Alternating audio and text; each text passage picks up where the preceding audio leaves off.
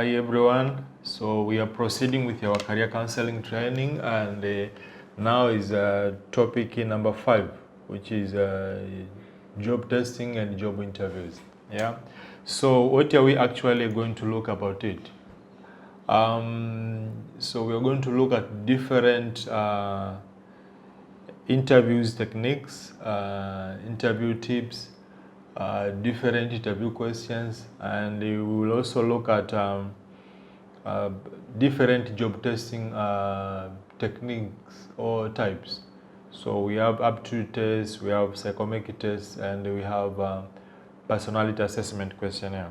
Okay, so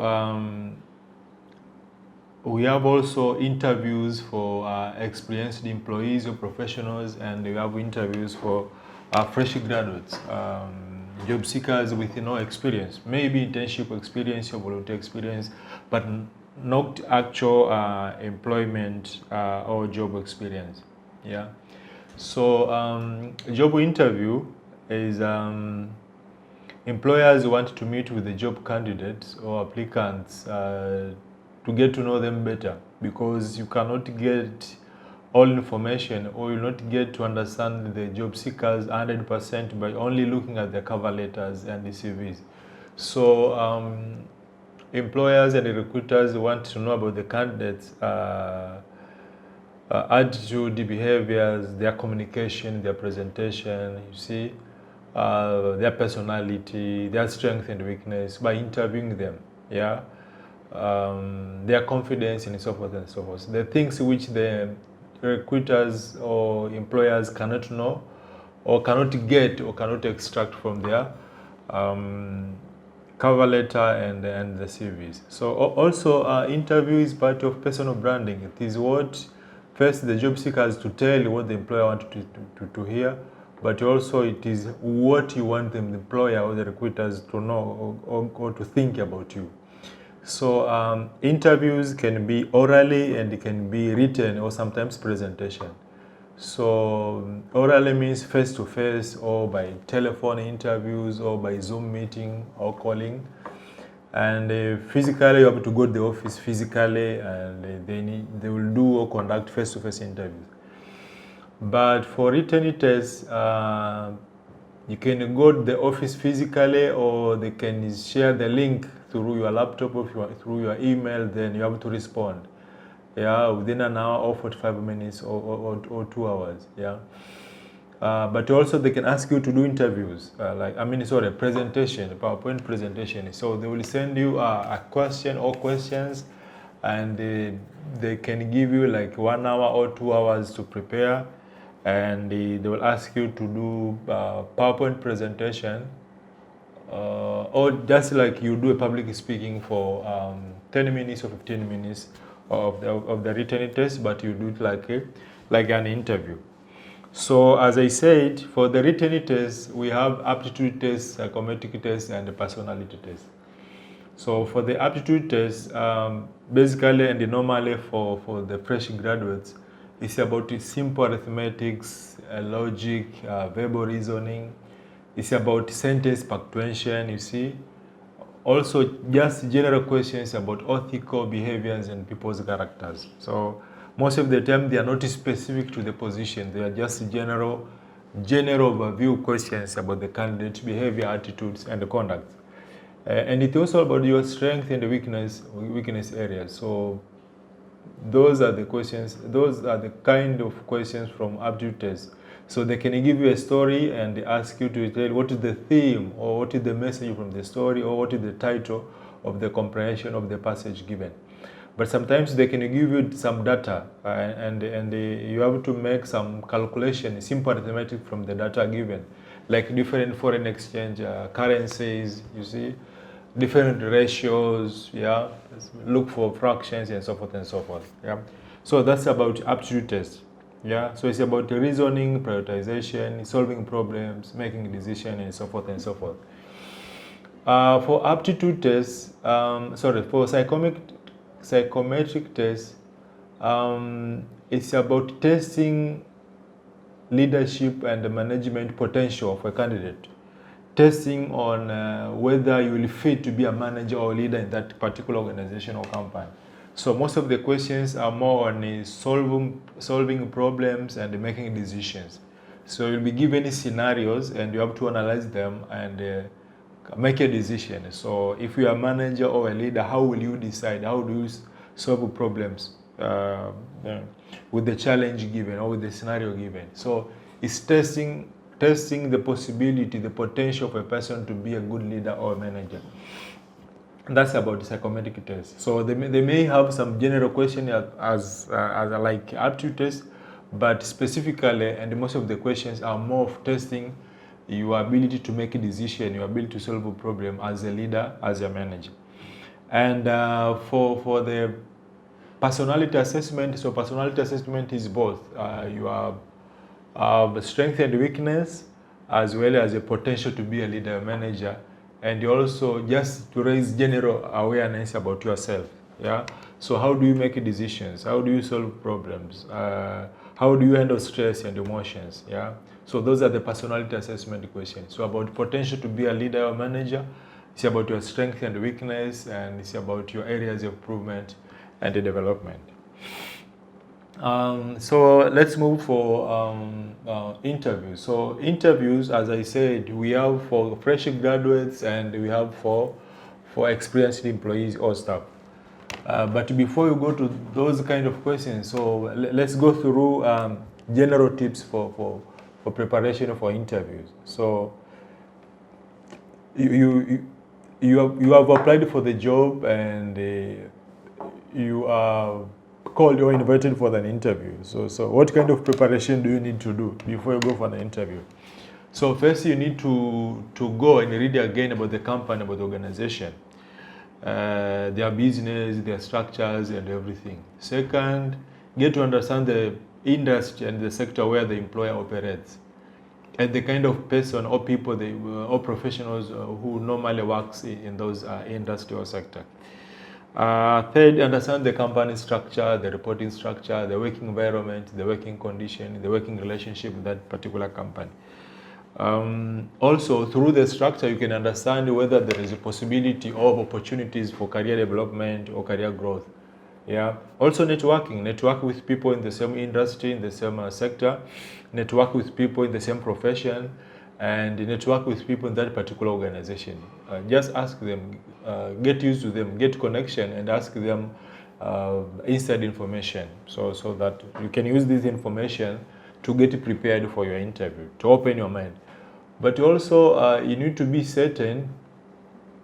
You need to have like an assurance of the financial muscles, financial sustainability of the company, of the organization, because it is always frustrating. You join a company today, and after 3 months or 6 months, you will realize they are struggling financially, even to pay for the basics of the organization, like to pay for the utility, water and electricity, to pay for the stationaries. They also delays paying your salaries. Yeah, when you joined, they pay your salary from 25th. Then after 1 or 2, after a few months, then they start paying you on 30th. Then after a few months, then you get your salary after 45 days. Sometimes after 2 months. You see, it's really frustrating. Yeah, it's really frustrating. So get to understand at least the financial muscles. Read the financials, reports, or statements from the company website, and you can also ask people who are working in that particular organization. Yeah, so because you cannot leave your good job in terms of some other factors and go to the other organizations which you think is better than the current organization, considering your own interests. But once you join in, you'll find they are struggling financially. So another tip for preparation is do interview simulations with friends and colleagues. Interview simulations. So get prepared, do interview simulations with friends, colleagues, parents, spouse. Yeah, let them interview them. Give them the interview. The job description.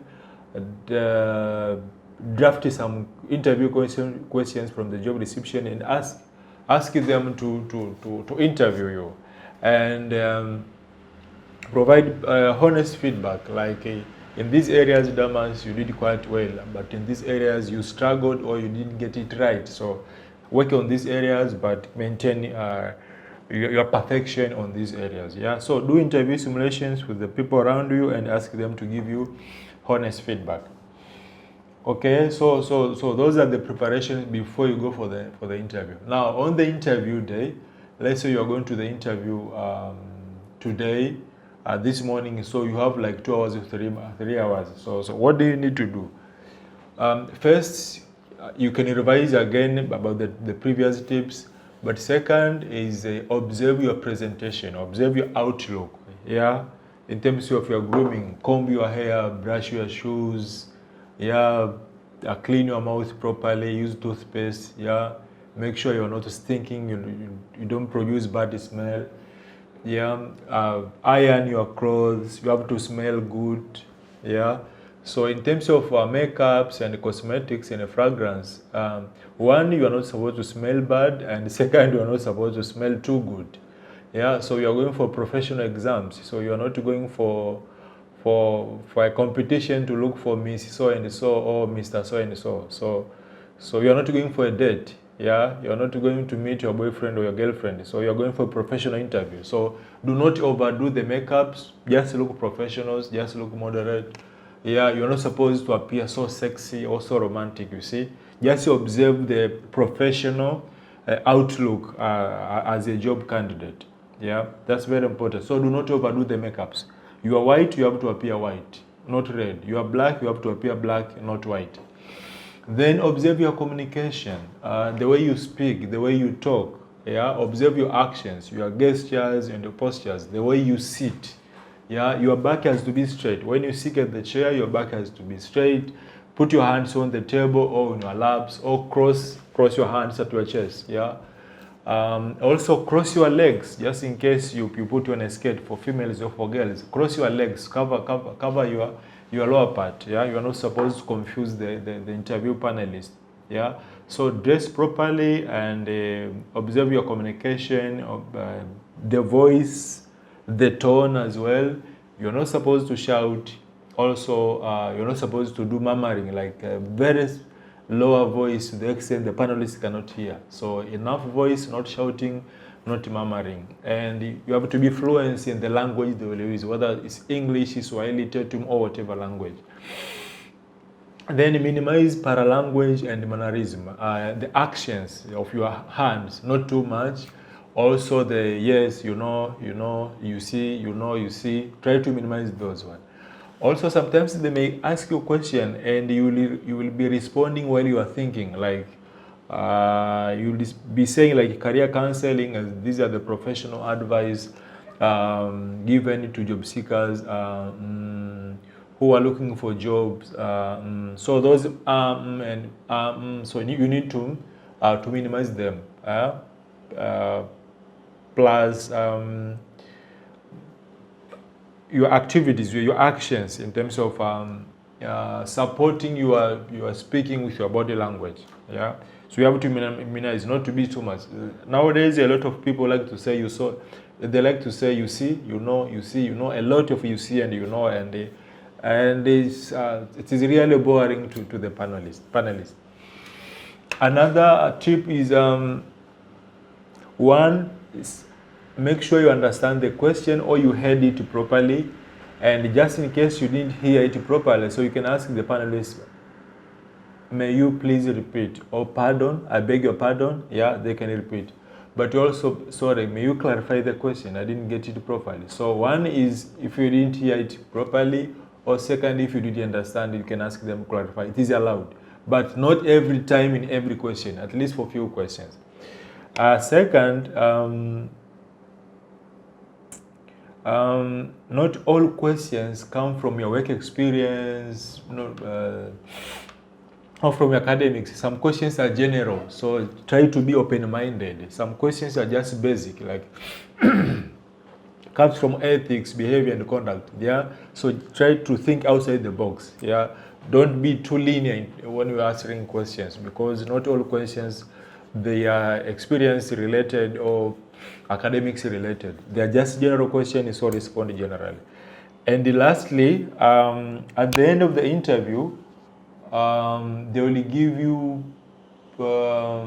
time or room to ask you questions. So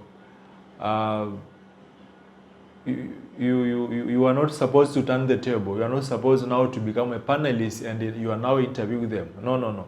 So most of the times, one is either you don't have a question, or second, you can have 1 or 2 questions maximum. And the question you're asking, they're not supposed to be general questions or very simple questions. And the general questions, I mean, the questions of which you would have found the answers from the company website. Yeah. For example, you cannot ask them like, sorry, what is the vision and the mission statement of your company? Yeah. Or you cannot ask them like, how much are you going to pay me for this position? Yeah. It will look like you didn't do your homework before you went for the interview. Yeah.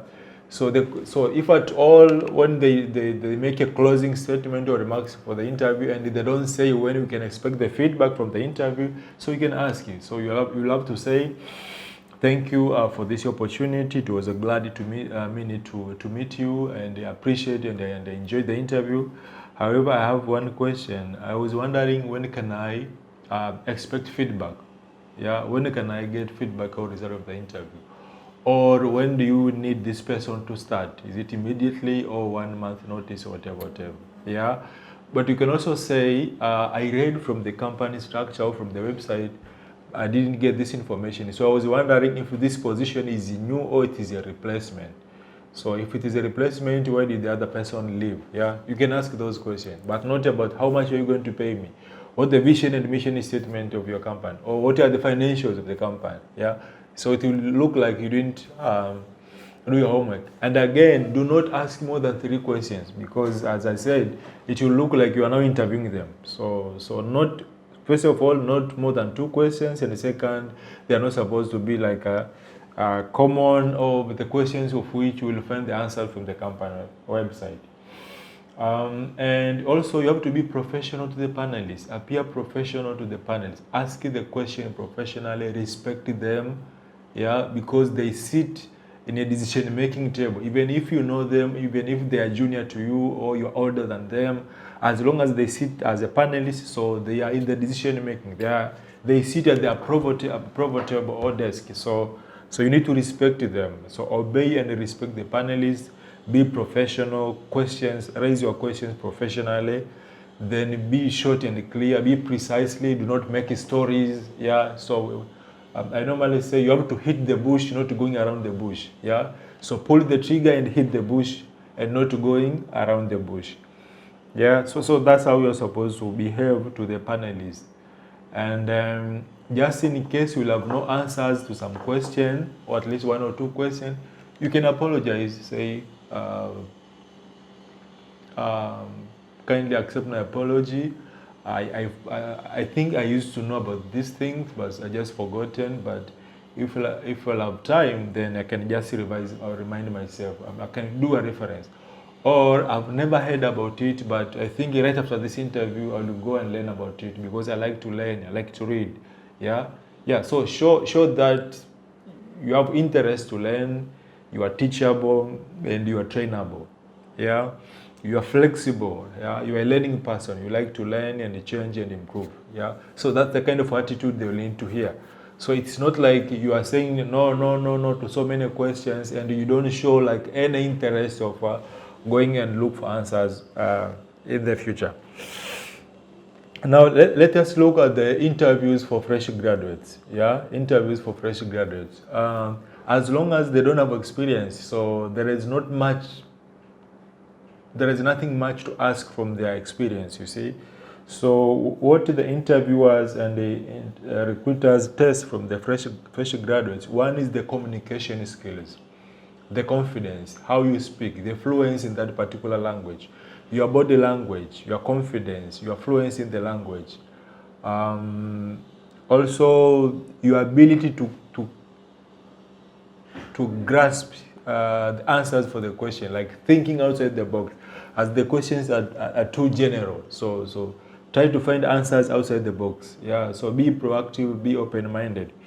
but also your presentation, how you appear in the interview. That's why initially I talked about take care of your presentation into Outlook, comb your hair, apply your moderate makeups and whatever. Yeah, so your presentation also matters, and it will give you credit. So it will give you a job or not give you a job. Sorry. Also your ethics and behavior, conduct. Try to understand what is acceptable in your environment.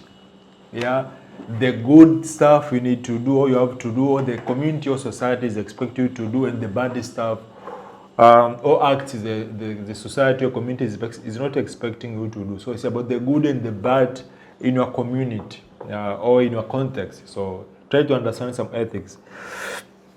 Also, show serious and commitment. Show maturity to the employment or to the job, because as long as you are looking for a job, and according to the law, you are above 18, so you're not a child anymore, you're not a kid anymore, you are a matured person. So serious. So you have to show seriousness and commitment to the job and to the work. Yeah. When you are looking for a job, that means you are a matured girl or boy, someone who is now starting to depend on themselves. Yeah. So stand on your own, defend your own self, right? And whenever you are given work, do it, perform it. Do not complain, do not cry, do not scapegoating. Yeah, you fail to perform or execute your role, then you're complaining to others, or you are blaming others. Yeah, so show maturity, commitment, and serious work. But also show that the company can rely on you, they can trust you. And here I mean taking care of the brand, carrying the reputation of the organization of the company. You can represent the company organization wherever you are. You will work as an ambassador of that organization or that company, wherever you are. Yeah.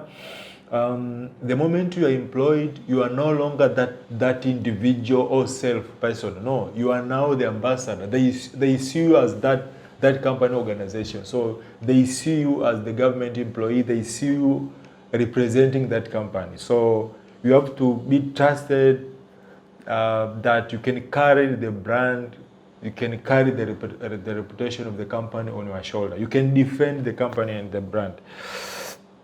And lastly, as I said, you try to answer or to respond as many questions as you can. Yeah, you're not supposed to say so many no's in so many questions. Yeah, so out of 10 questions, at least you have to be able to answer 8 to 9 questions.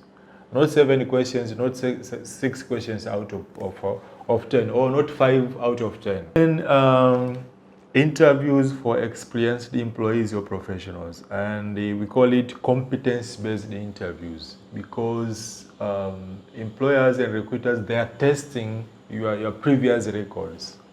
They are testing how will you make a decision or solve problems based on your previous experience. Yeah.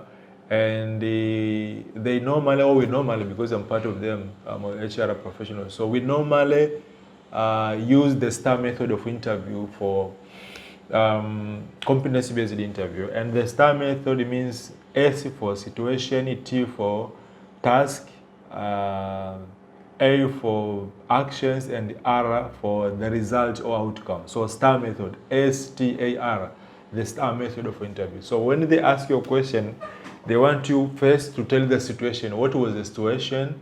Second, what was your role, or what were your tasks? Second, what actions did you take? And lastly, what was the result? What is the outcome? Yeah. So situation, task, actions, and the results or outcome. So what was the situation? What was your role by that time, or your task by that time? What did you do, or what actions did you take? And what was the outcome?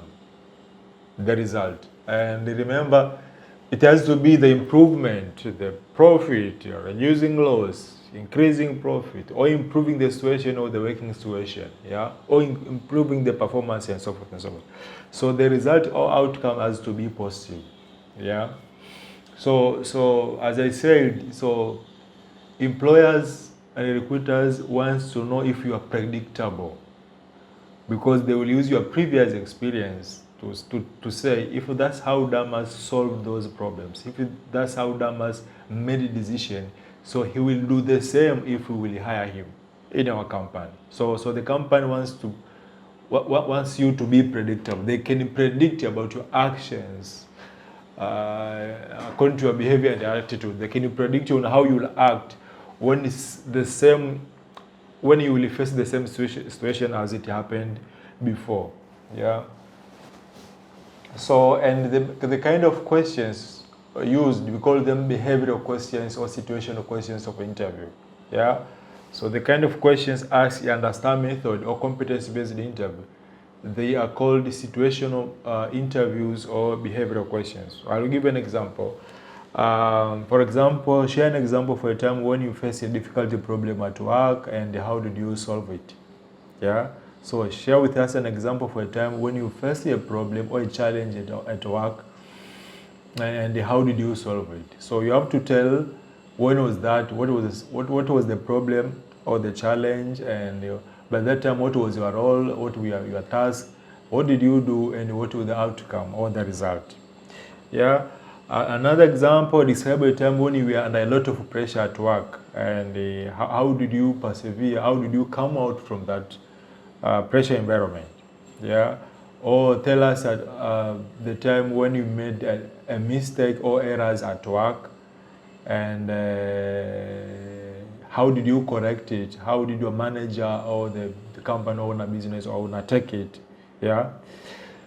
Also share with us an example for a time when you use the data and the logic to make a recommendation or to make a decision. So it's about usage of data and the logic. So give us an example of a situation you resolved or you made decision by using data and facts or figures or logic. Yeah. So those are the examples of behavioral questions or situation questions. Another example maybe it is describe a time when you had to deliver bad news to your colleague or team members, and how did you do it, and how did your colleague take it. Yeah. So describe a time when you had to deliver bad news to your colleague or team members. So how did you do it, and how did your colleague receive it or take it? Yeah. So those are the examples, behavioral questions or situational questions. Then common interview questions. And these are just general interview questions, and they are not technical. They are not specific to a particular position or job. They are just general. For example, the panelists may ask you, please tell us briefly about yourself. Yeah, or tell us about your passions and what motivates you at work. Yeah, tell us about your passions and what motivates you at work or at your job. Also, how do you handle pressure or stress and frustration at work? So how do you handle pressure, stress and frustration at work? Yeah. Also, what are your strengths and weaknesses as a person or as a professional guy? So what are your strengths and your weakness? Yeah. So those are the general questions, not specific to a particular position. So you can just expect one of these questions from the panelists. Also, questions like, why did you apply for this job, or why do you want to work with us or at our company? So why did you apply for this job, or why do you want to work with us? Also questions like, what do you know about us? What do you know about your company? Yeah. So remember the tips. Get to know about the employer before you go. Read and decide about the company before you go. So they're asking, what do you know about us? What do you know about company? So if you did your homework properly, then that question is easy. Yeah. And another very common question is, where do you see yourself in the next 5 years? Yeah. So where do you see yourself in the next 5 years? And this has been my recommendations or my answers to a lot of my clients or counselee. So I think the best way to answer this question is, you can say, one, about your own career goals and ambition, but second, that career goal and ambition, it has to be in line, it has to be relevant or parallel to that company, to that organization goals as well. For example, this is how you are supposed to say, I see myself as a manager or senior manager in the next 5 years or 10 years in this company. Yeah, because your career goal or ambition is to be a manager or senior manager in the 5 or 10 years, right? So you have to say, I see myself as a senior manager or director in this company in the next 5 years, driving innovation, helping my team to achieve their ambitions and goals, as also as supporting this company organization to meet its goals and objectives and target and whatever. So that's how you're supposed to say. So link your answers to your own career goals and objectives or targets and ambition, but as well as in line or parallel to the company's interest or the employer's interest. Yeah, so that's how you're supposed to say. Yeah.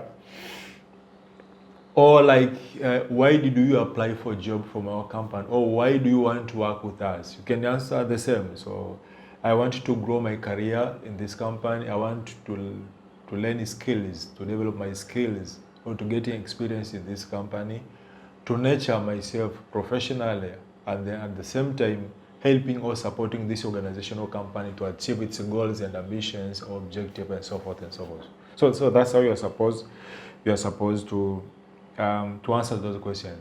And for specific question to specific job or position, so you have to read the job description, you have to give the job advert or job aviso. So most of the interview questions come from the interview, comes from the job aviso or job advert or announcement, also comes from the job description, most of the technical question about the position. So just read and understand the job advert, read and understand the job description, and remember to do the interview simulations with your friend and colleagues or parents or spouse at home before you go for an interview.